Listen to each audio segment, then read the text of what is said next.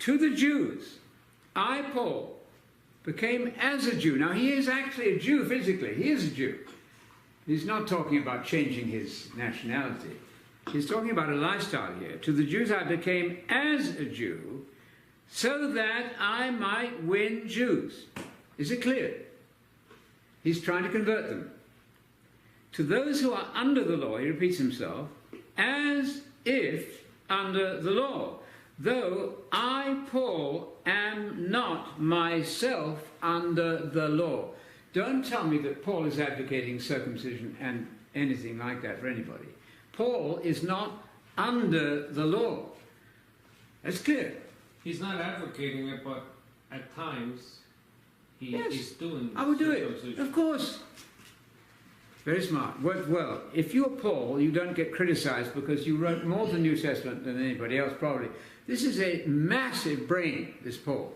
God used this man to give us the scripture, a lot of the scripture. So I'm not under the law myself, but I am within, I'm not without law though. He goes on to say that, 20. To the Jews I became as a Jew, so that I might win Jews. To those who are under the law, I became as under the law, though I, Paul, am not myself under the law, so that I might win those who are under the law.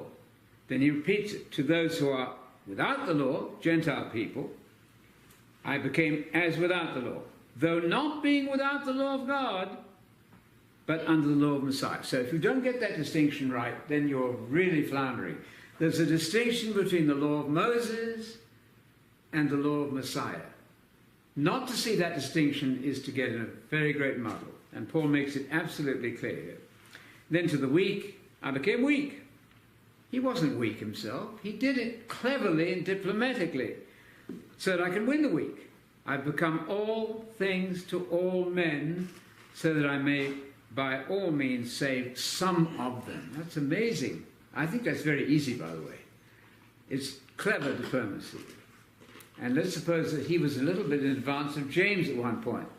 I don't think James was quite as quick. And Peter, we know, wavered on this point. Peter wasn't there. Paul had to rebuke Peter publicly and tell him to get this worked out. So Paul was in advance of Peter and James. In the end, I think they all got on board with the one faith. And the one faith is that the law of Moses in the letter doesn't count.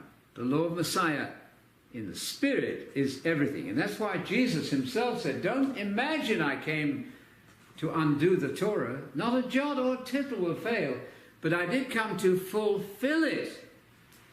That doesn't mean just leave it as it is in the letter, because you know that Jesus contradicted one of the laws of Moses on divorce. He said, yes, Moses allowed you that, but all of the antitheses in the Sermon on the Mount.